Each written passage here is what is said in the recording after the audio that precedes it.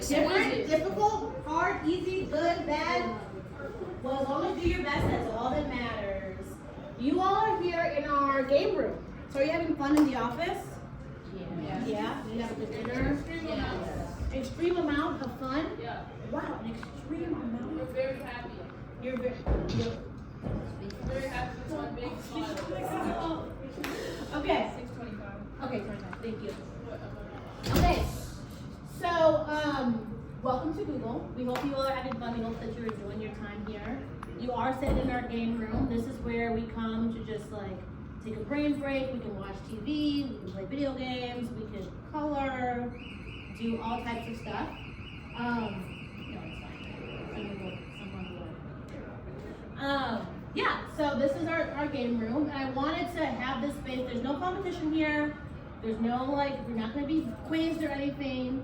I just wanted to have this time to share a little bit more about Google and share a little bit more about me and have you all answer any questions or ask me any questions that you might have about what it's like to work here or just be involved in tech and STEM.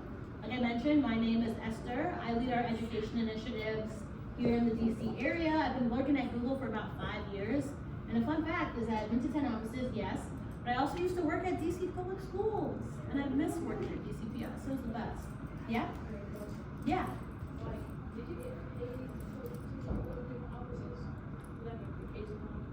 Yeah, so I go, we have different work trips that we go on, and we have over 200 offices around the world. So yeah, we can go to any office, our badge works at any office around the world. Sometimes I go for work, sometimes, one time I was in Paris, and honestly I needed a nap, and I just Googled the Paris office, and went to the office and took a nap in the middle of the day. And it was great. So yeah. I'm going to share a little bit about Google, but I do want you all to ask me any questions, and I'll ask you some questions too. My first question is, what is Google's mission statement? When you think about Google and what we do, what comes to mind? What is Google? Helping people find stuff. Helping people find stuff, yeah. It's a search engine, yeah.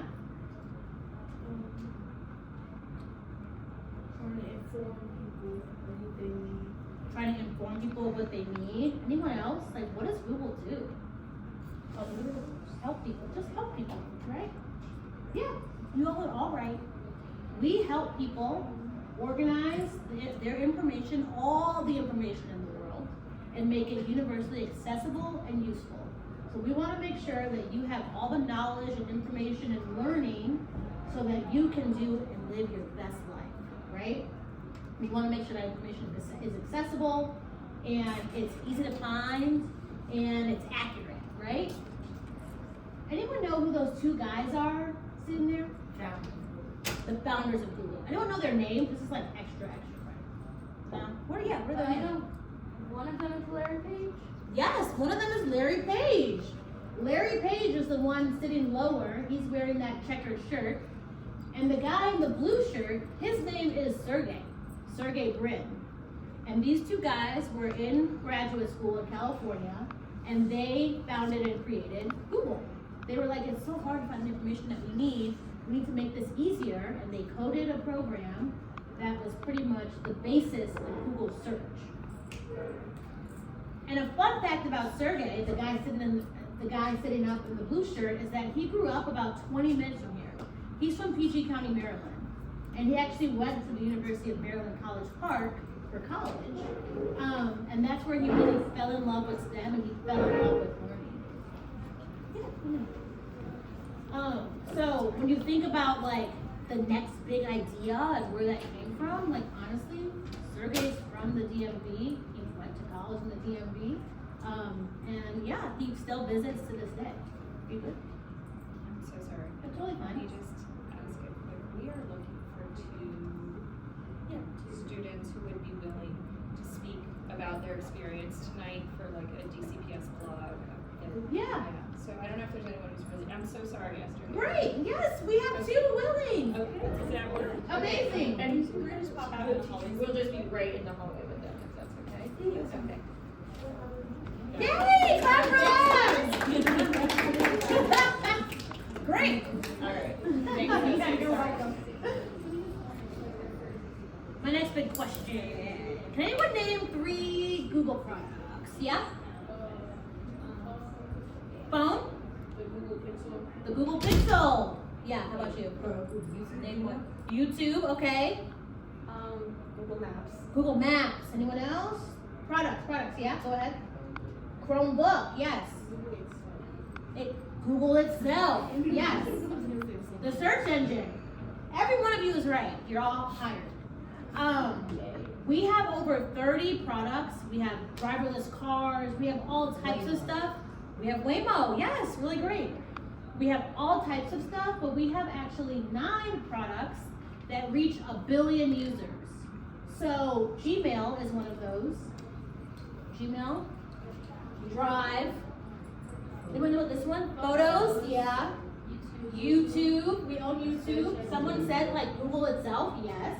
The Play Store, Google Chrome, Android, and Maps. So these are our biggest products that people use every day to get the information that they need, to store the information that they need, to find different things, find different restaurants where they're going, find their emails, all types of stuff, right? Find different music and videos on YouTube. So these are the products that are really our bread and butter.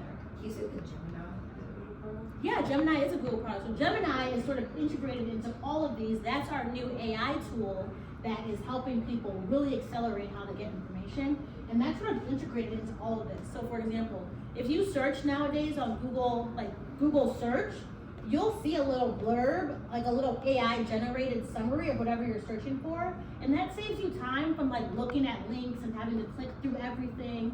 And you can also use Gemini to create different slides and presentations. Gemini helps to read your emails. I don't know, you all probably don't book flights. But sometimes when you book a flight, like that's funny. When you book a flight, sometimes Gemini will help like they'll read your email and they'll know that you're going somewhere, and then it'll also recommend like, okay, while you're in Austin, Texas, like here are some things that you could be doing and seeing. So it's pretty cool that it's like integrated into all of that. But we're gonna talk about AI a little bit later. There are a lot of people who work at Google, and they're broken up into like 3 major buckets. First is our tech bucket. So that's like all the software engineers, the designers, the product managers that are really making the hardware and software of all of our products. But we also have a really big sales organization. So when you think about all the ads that you see, like if you're on YouTube and you see an ad, there's a team of people that are working on that to help get that ad to you, make sure it's relevant for you, and make sure that we're making a sale on that ad, actually. And then we also have just advisory from like legal, finance, HR, all of those things. And there are tons of people that work on these teams. In the DMV, yeah, go ahead. Okay, so you know what? I always get this question, I don't know how to answer. So I work in the advisory function, and so I do our education engagement. So I do a lot of our philanthropy, working with young people, working with like STEM education.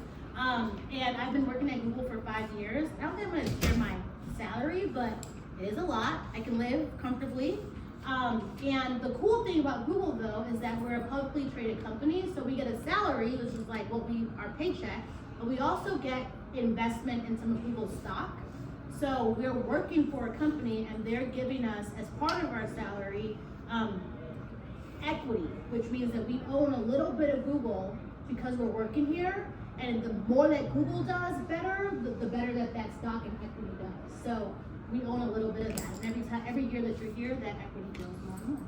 Yeah. If you leave, you get to keep that. Absolutely. Yeah, if you leave, once your equity, it's called vesting. Once your equity vests, you own that stock. And you can sell it, trade it, do whatever. I had a friend who left Google and then sold her equity and bought a house. Yeah. Okay, cool. So all the people that work here and all the people that are here making money, there's about a little under 3,000 of us who work in the DMV area, and there's about 5 sites. And a cool thing about this area in particular is that this is the data center capital of the world. Anyone know what a data center is?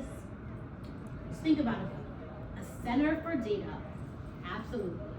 So when you search on something on YouTube, when you search your email, when you search something on search, all that information is actually stored in a warehouse called a data center.